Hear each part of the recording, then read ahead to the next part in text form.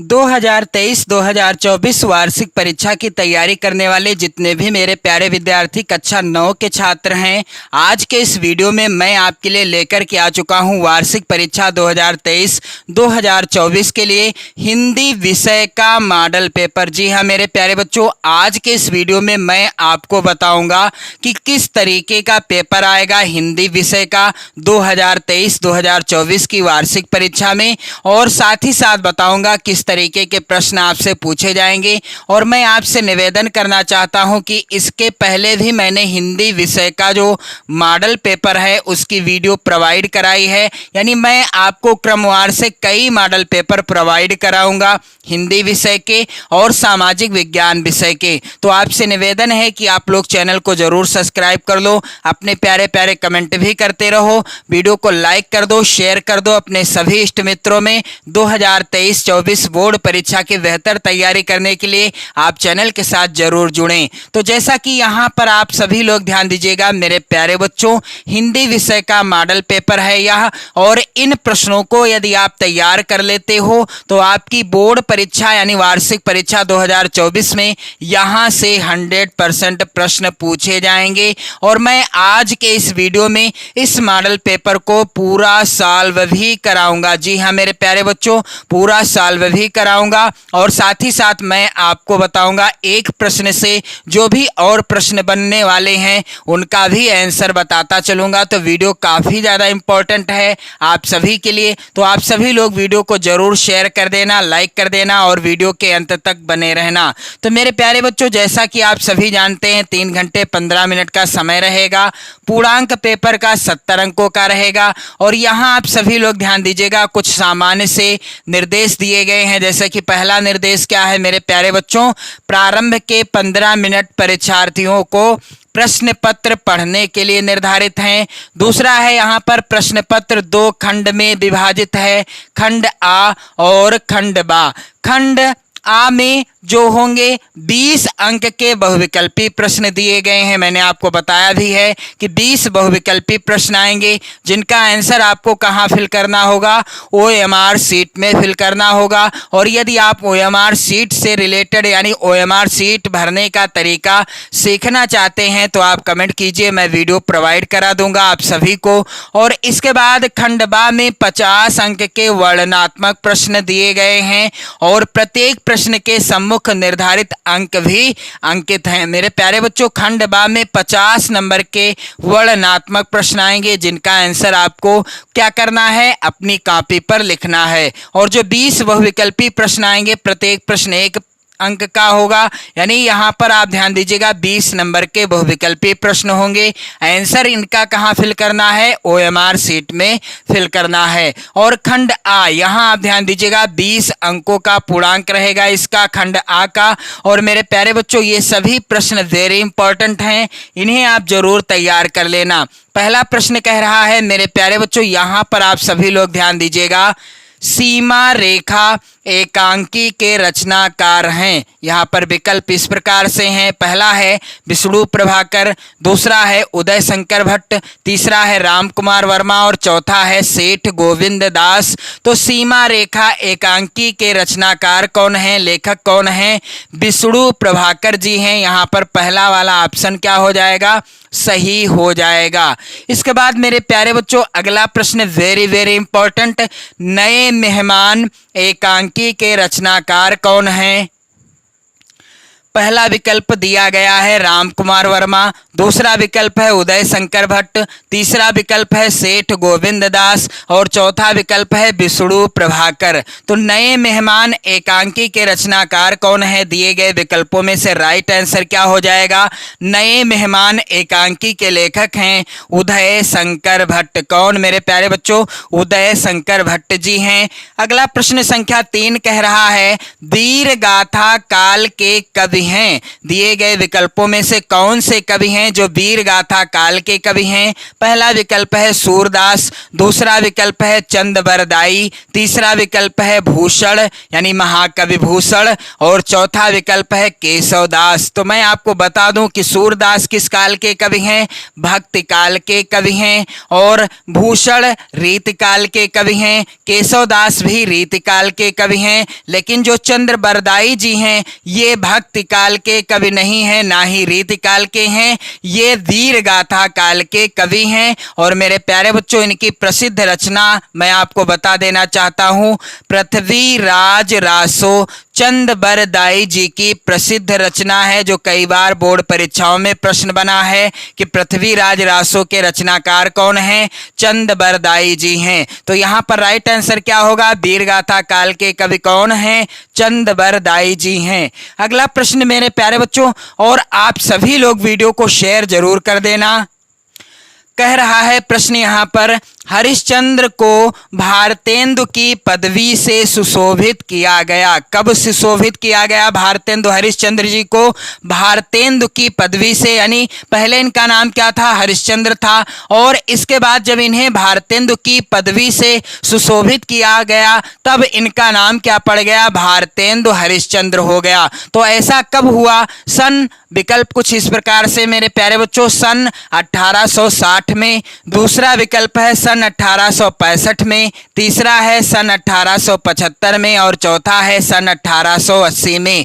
तो भारतेंदु हरिश्चंद्र जी को, यानी हरिश्चंद्र जी को भारतेंदु की पदवी से कब सुशोभित किया गया? राइट आंसर क्या होगा? सन 1880 ईस्वी में किया गया। अगला प्रश्न है, कबीर के दोहों को नाम से जाना जाता है, यानी कबीर के दोहों को किस नाम से जाना जाता है? पहला है विकल्प दोहा, दूसरा विकल्प है शबद, तीसरा विकल्प है साखी और चौथा विकल्प है यहाँ पर हो जाएगा पद हो जाएगा। तो मेरे प्यारे बच्चों, कबीरदास जी के दोहों को किस नाम से जाना जाता है? साखी के नाम से जाना जाता है। आपकी हिंदी की पाठ्य पुस्तक में जो पहला पाठ है जिसका नाम क्या है? साखी शीर्षक पाठ, और इस पाठ में सभी जो हैं दोहे दिए गए हैं और इनका वीडियो भी मैंने प्रोवाइड करा दिया है, सभी का अर्थ बता दिया है। आप चैनल के प्लेलिस्ट के माध्यम से तैयारी कर सकते हैं। और मेरे प्यारे बच्चों, अगला प्रश्न कह रहा है कि भक्ति काल के प्रेमाश्रयी शाखा के कवि कौन हैं? तो यहाँ पर पहला विकल्प दिया गया है कुंभन दास, दूसरा है दादू दयाल, तीसरा है मंझन और चौथा है नंददास। तो भक्ति काल के प्रेमाश्रयी शाखा के कवि कौन हैं? यहाँ पर आप सभी लोग ध्यान दीजिएगा, पहला है विकल्प कुंभन दास। यहाँ पर राइट आंसर क्या हो जाएगा मेरे प्यारे बच्चों? यह हो जाएगा राइट आंसर मंझन। मंझन जो है भक्ति काल के प्रेमाश्रयी शाखा के कवि हैं। अगला प्रश्न वेरी इंपॉर्टेंट है, कह रहा है क्या कि भाषा योग वशिष्ठ के लेखक कौन हैं? पहला है विकल्प मुंशी सदा सुखलाल, दूसरा है विकल्प सदल मिश्र, तीसरा विकल्प है राम प्रसाद निरंजनी और चौथा विकल्प है मुंशी इंसा अल्लाह खां। तो भाषा योग वशिष्ठ के लेखक कौन हैं? इसका राइट आंसर क्या होगा मेरे प्यारे बच्चों? यहाँ पर राइट आंसर होगा राम प्रसाद निरंजनी जी के द्वारा रचित है भाषा योग वशिष्ठ। अगला है प्रश्न वेरी इंपॉर्टेंट, कह रहा है निम्नलिखित में से कौन सी रचना भक्ति काल में लिखी गई है? पहला है विकल्प कामायनी, दूसरा है विकल्प सूरसागर, तीसरा विकल्प है भारत भारती और चौथा विकल्प है उद्धव शतक। तो यहाँ पर सूरसागर जो कि सूरदास जी की रचना है, यह किस काल में लिखी गई है? भक्ति काल में लिखी गई है। मैं उम्मीद करता हूँ कि आप लोग भी आंसर सही कर रहे होंगे, ऐसी मेरी उम्मीद है आप सभी से। और आप लोग चैनल के साथ जरूर जुड़े रहें, वीडियो को लाइक करते रहें, शेयर भी करते रहें। मेरे प्यारे बच्चों, अगला प्रश्न वेरी इंपॉर्टेंट है यहाँ पर, और मैंने आपको बता भी दिया है कि निम्नलिखित में से कौन सी रचना भक्ति काल में लिखी गई है। तो राइट आंसर क्या है? सूरसागर हो जाएगा राइट आंसर। अगला प्रश्न संख्या 9 कह रहा है, निम्नलिखित में से कौन आदिकाल के कवि नहीं है? तो मेरे प्यारे बच्चों, यहाँ पर पहला विकल्प है सारंगधर, दूसरा है विकल्प जगनिक, तीसरा विकल्प है सुमित्रा नंदन पंत और चौथा विकल्प है चंद बरदाई। तो दिए गए विकल्पों में से कौन से कवि हैं जो आदिकाल के नहीं हैं? यहाँ पर राइट आंसर क्या होगा मेरे प्यारे बच्चों? सुमित्रा नंदन पंत जी आदिकाल के कवि नहीं हैं, बाकी तीनों आदिकाल के कवि हैं। अगला प्रश्न है, रहीमन पानी राखिए बिन पानी सब सून, पानी गए न उबरें मोती मानुष चून में कौन सा अलंकार है? तो पहला है विकल्प श्लेष, दूसरा है विकल्प रूपक, तीसरा है उपमा और चौथा है उत्प्रेक्षा। तो यहाँ पर राइट आंसर क्या है? रहीमन पानी राखिए बिन पानी सब सून, पानी गए न उबरे मोती मानुष चून। यहाँ पर पानी के कई अर्थ लगाए गए हैं और इसलिए यहाँ पर क्या है? श्लेष अलंकार है। यहाँ पर राइट आंसर क्या होगा? श्लेष अलंकार। अगला प्रश्न कह रहा है, मेरे प्यारे बच्चों, काव्य में जब वर्णों की आवृत्ति शब्दांत अथवा प्रारंभ में बार बार होती है तो वहां अलंकार होता है। शब्दांत यानी शब्द के अंत में और प्रारंभ में जब एक वर्ण या अक्षर एक से क्या हो जाए? अधिक बार आता है तो वहां पर अलंकार कौन सा होता है? तो यहाँ आप ध्यान दीजिएगा, पहला विकल्प है यमक, दूसरा विकल्प है उत्प्रेक्षा, तीसरा है श्लेष और चौथा है अनुप्रास। तो काव्य में जब वर्णों की आवृत्ति शब्दांत अथवा प्रारंभ में बार बार होती है वहां पर अलंकार कौन सा होता है? अनुप्रास अलंकार होता है, क्योंकि अनुप्रास अलंकार की विशेषता है कि जहां पर एक वर्ण या अक्षर एक से अधिक बार आए वहां अनुप्रास अलंकार हो जाता है। अगला प्रश्न मेरे प्यारे बच्चों, जहां पर एक ही शब्द की अनेक बार भिन्न भिन्न अर्थों में आवृत्ति हो वहां पर कौन सा अलंकार होता है? तो यहाँ आप ध्यान दीजिएगा, पहला बिंदु है रूपक अलंकार, दूसरा विकल्प है श्लेष अलंकार, तीसरा विकल्प है यमक अलंकार और चौथा विकल्प है उत्प्रेक्षा अलंकार। तो जहां पर एक ही शब्द अनेक बार आता है और उसके अर्थ अलग अलग हो जाते हैं वहां पर होता है अलंकार कौन सा? यमक अलंकार होता है। अगला प्रश्न है, विद्यार्थी में समास विग्रह क्या हो जाएगा? तो यहाँ पर आप ध्यान दीजिएगा, वी प्लस दयार्थी और दूसरा है विद्या प्लस अर्थी, तीसरा है यहाँ पर विद्य प्लस अर्थी और चौथा है विद्या प्लस थी। तो यहाँ पर राइट आंसर क्या होगा? विद्यार्थी में समास विग्रह क्या हो जाएगा? विद्या प्लस अर्थी हो जाएगा, यानी दूसरा वाला ऑप्शन सही है। अगला प्रश्न यहाँ पर आप सभी लोग ध्यान देंगे मेरे प्यारे बच्चों, उसका विद्यालय कहाँ है? इस वाक्य में विराम चिन्ह लगेगा। कौन सा विराम चिन्ह लगेगा?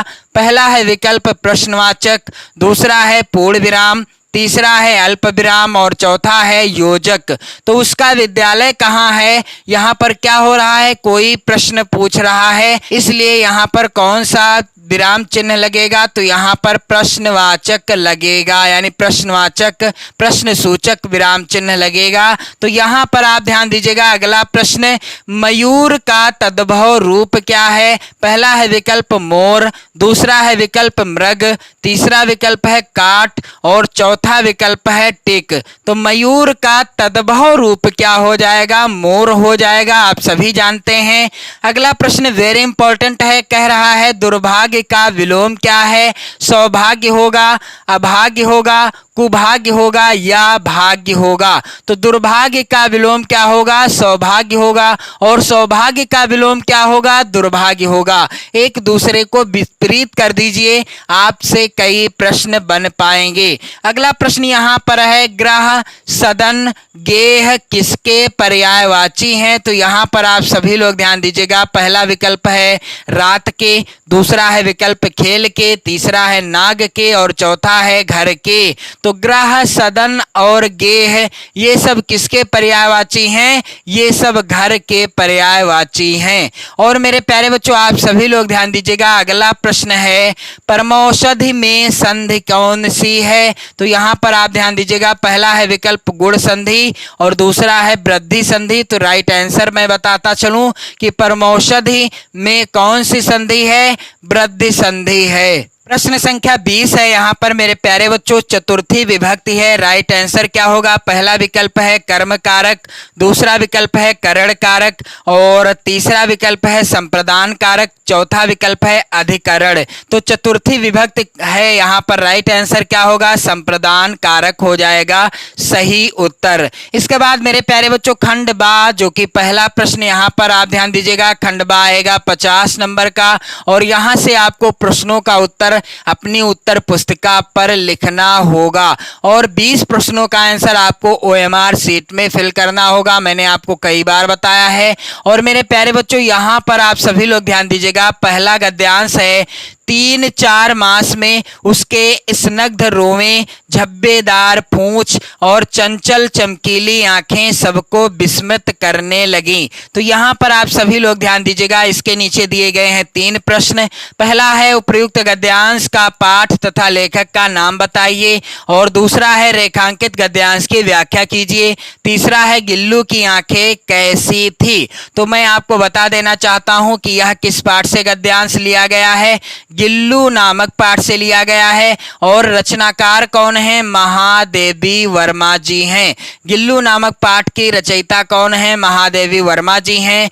और इसके बाद यहाँ पर आप सभी लोग ध्यान दीजिएगा, गिल्लू की आंखें कैसी थी। तो यहाँ पर आप सभी लोग ध्यान देंगे, इस तरीके का जो प्रश्न आएगा आपको गद्यांश में ही उत्तर मिल जाएगा। और मेरे प्यारे बच्चों यहाँ पर अथवा में भी गद्यांश दिया गया है और यदि आप पहले गद्यांश के नीचे दिए गए प्रश्नों का उत्तर नहीं करना चाहते तो आप अथवा वाले गद्यांश के नीचे दिए गए प्रश्नों का उत्तर कर सकते हो। और यहाँ आप ध्यान दीजिएगा, गद्यांश क्या है? धन्य हो हे अगम अगोचर अलख अपार देव, तुम ही मेरी चिंता करो। तो यह गद्यांश किस पाठ से लिया गया है? मेरे प्यारे बच्चों आप सभी लोग ध्यान दीजिएगा, यह गद्यांश लिया गया है किस पाठ से? यह लिया गया है गुरु नानक देव। पाठ का नाम क्या है? गुरु नानक देव। गुरु नानक देव शीर्षक पाठ से लिया गया है। रचयिता कौन है? डॉक्टर या आचार्य हजारी प्रसाद द्विवेदी जी। कौन? आचार्य हजारी प्रसाद द्विवेदी जी। आप सभी लोग ध्यान दीजिएगा मेरे प्यारे बच्चों। और इसके बाद प्रश्न संख्या 22 का आएगा कुछ इस प्रकार से, निम्नलिखित पद्यांश में से किसी एक के नीचे दिए गए प्रश्नों के उत्तर दीजिए। राम नाम के पटतरे देबे कौ कछुना, क्या लय गुरु संतोष ये हौस रही मन माही। तो यहाँ पर आप ध्यान दीजिएगा, 2 पद्यांश हैं। पहला पद्यांश किस पाठ से है? साखी शीर्षक पाठ से है। रचनाकार कौन है? कबीर दास जी हैं। और मेरे प्यारे बच्चों यहाँ पर 3 प्रश्न दिए गए हैं, आपको तीनों प्रश्नों का उत्तर करना है। अथवा में यहाँ पर पद्यांश दिया गया है, चारु चंद्र की चंचल किरणें खेल रही हैं जल थल में। तो मेरे प्यारे बच्चों आप ये बताओ कि यह किस पाठ से लिया गया है? तो यह लिया गया है पंचवटी शीर्षक पाठ से और जिसके रचनाकार कौन है? मैथिली शरण गुप्त जी। यदि आप आसानी से व्याख्या सीखना चाहते हो इन सभी पाठों की, आप चैनल को जरूर सब्सक्राइब कर लो। और साथ ही साथ मेरे प्यारे बच्चों आपसे निवेदन है कि आप लोग जो है चैनल के साथ जुड़कर 2023 बोर्ड परीक्षा की बेहतर तैयारी करना स्टार्ट कर दीजिए। तो मेरे प्यारे बच्चों यहाँ पर आप सभी लोग ध्यान दीजिएगा, यह जो लिया गया है पंचवटी शीर्षक पाठ से है और मैथिली शरण गुप्त जी के द्वारा लिखा गया है। अगला यहाँ पर प्रश्न है, आप ध्यान दीजिएगा अगला प्रश्न देखने से पहले कि आपको किसी एक पद्यांश के नीचे दिए गए प्रश्नों का आंसर करना होगा और इसके लिए आपको कुल 6 नंबर यहाँ भी मिल जाएंगे। इसके बाद मेरे प्यारे बच्चों आप सभी लोग ध्यान दीजिएगा, प्रश्न संख्या 23 का कह रहा है, निम्नलिखित संस्कृत गद्यांश में से किसी एक का संदर्भ सहित हिंदी में अनुवाद अपने शब्दों में कीजिए। तो संस्कृत के 2 गद्यांश आए हैं, आपको किसी एक का संदर्भ और हिंदी अनुवाद करना पड़ेगा। तो यहाँ पर पहला गद्यांश दिया गया है, श्री कृष्णस्य जन्म भाद्रपद मासस्य कृष्ण पक्षस्य अष्टाम्याम तिथो मथुरायाम अभवत। तो यह किस पाठ से लिया गया है? मेरे प्यारे बच्चों आप सभी लोग ध्यान दीजिएगा, यह किस पाठ से लिया गया है? कृष्ण गोपाल नंदना शीर्षक पाठ से लिया गया है गद्यांश, कृष्ण गोपाल नंदना। इस तरीके से आप ध्यान दीजिएगा, कृष्ण गोपाल नंदना शीर्षक पाठ से है। अथवा में जो गद्यांश है यह किस पाठ से है? तो स्वामिना रामकृष्णस्य जन्म बंगेश हुगली प्रदेश से। तो यह किस पाठ से लिया गया है? परमहंस। यहाँ आप सभी लोग ध्यान दीजिएगा, परमहंसः, परमहंसः रामकृष्ण, किस पाठ से? रामकृष्ण शीर्षक पाठ से लिया गया है, परमहंसः रामकृष्ण शीर्षक पाठ से। और इसके बाद यहाँ आप सभी लोग ध्यान दीजिएगा, अगला प्रश्न संख्या दूसरा है। यहाँ पर निम्नलिखित संस्कृत पद्यांशों में से किसी एक का संदर्भ सहित हिंदी में अनुवाद कीजिए। तो आपको किसी एक संस्कृत के पद्यांश का संदर्भ और हिंदी अनुवाद करना होगा, जिसके लिए आपको मिलेंगे 4 नंबर। तो मेरे प्यारे बच्चों, यहाँ पर पहला जो श्लोक दिया गया है, अस्तो माँ सद्गमय तमसो माँ ज्योतिर्गमय मृत्योर्मामृतम गमय, यह किस पाठ से लिया गया है? वंदना शीर्षक पाठ से लिया गया है, जो कि मैंने पढ़ा भी दिया है, आप चैनल की प्लेलिस्ट में देख पाएंगे। और इसके बाद यहाँ पर दूसरा वाला है, अक्रोधेन जयेत क्रोधम साधु साधुना जयेत, यह किस पाठ से लिया गया है? मेरे प्यारे बच्चों, सुभाषितान शीर्षक पाठ से लिया गया है। किस पाठ से दूसरा वाला श्लोक लिया गया है? सुभाषितान शीर्षक पाठ से लिया गया है। और इसके बाद मेरे प्यारे बच्चों, प्रश्न संख्या 24 है, दीपदान एकांकी की प्रमुख स्त्री पात्र का चरित्र चित्रण कीजिए। 5 नंबर का प्रश्न आएगा। अथवा में भी प्रश्न देखने को मिलेगा इस तरीके का, लक्ष्मी का स्वागत एकांकी के शीर्षक की उपयुक्तता पर अपने विचार प्रकट कीजिए। अगला प्रश्न संख्या 25 का इस प्रकार से आएगा, निम्नलिखित लेखकों में से किसी एक का जीवन परिचय देते हुए उनकी किन्हीं 2 रचनाओं का नाम लिखिए। तो मेरे प्यारे बच्चों, यहाँ पर आप सभी लोग ध्यान दीजिएगा, पहला है मुंशी प्रेमचंद, दूसरा है डॉक्टर हजारी प्रसाद द्विवेदी, तीसरा है रविंद्रनाथ टैगोर। आपको किसी एक का जीवन परिचय लिखना होगा और उनसे संबंधित 2 रचनाओं के नाम लिखने होंगे, जिसके लिए आपको 4 नंबर यहाँ से मिलेंगे। और इसके बाद यहाँ पर 25 का प्रश्न है, निम्नलिखित कवियों में से किसी एक का जीवन परिचय देते हुए उनकी किन्हीं 2 रचनाओं के नाम लिखिए। तो आपको दिए गए विकल्पों में से किसी एक कवि का जीवन परिचय लिखना होगा और उनकी रचनाओं का भी नाम लिखना होगा। और इसके बाद मेरे प्यारे बच्चों, यहाँ पर प्रश्न संख्या 26 है, अपनी पाठ्य पुस्तक से कंठस्थ किया हुआ कोई एक श्लोक लिखिए जो इस प्रश्न पत्र में ना आया हुआ हो। तो मेरे प्यारे बच्चों, इसके बाद प्रश्न संख्या 27 है यहाँ पर कि निम्नलिखित, और यह जो प्रश्न संख्या 26 आएगा 2 नंबर का होगा। और 27वां प्रश्न है, निम्नलिखित प्रश्नों में से किन्हीं 2 प्रश्नों के उत्तर संस्कृत में दीजिए, 4 नंबर आपको मिलेंगे। तो यहाँ पर आप ध्यान दीजिएगा, आप जो है संस्कृत के प्रश्नों को तैयार जरूर कर लेना। इसके बाद प्रश्न संख्या 28 है, निम्नलिखित मुहावरे एवं लोकोक्ति में से किसी एक का अर्थ बताते हुए वाक्य प्रयोग कीजिए। तो मेरे प्यारे बच्चों, आप सभी से निवेदन है कि आप लोग वीडियो को जरूर शेयर कर देना। और यहाँ पर आप ध्यान दीजिएगा, 2 नंबर का प्रश्न आएगा। प्रश्न संख्या 29 है, निम्नलिखित में से किन्हीं 2 वाक्यों का संस्कृत में अनुवाद कीजिए। तो संस्कृत के जो वाक्य आएंगे, आपको किन्हीं 2 वाक्यों का संस्कृत में अनुवाद करना होगा।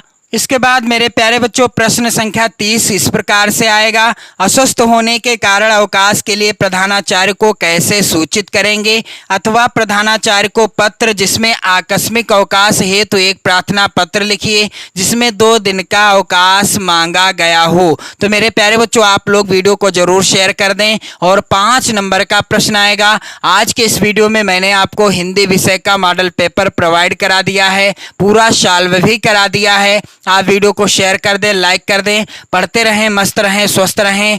जय हिंद।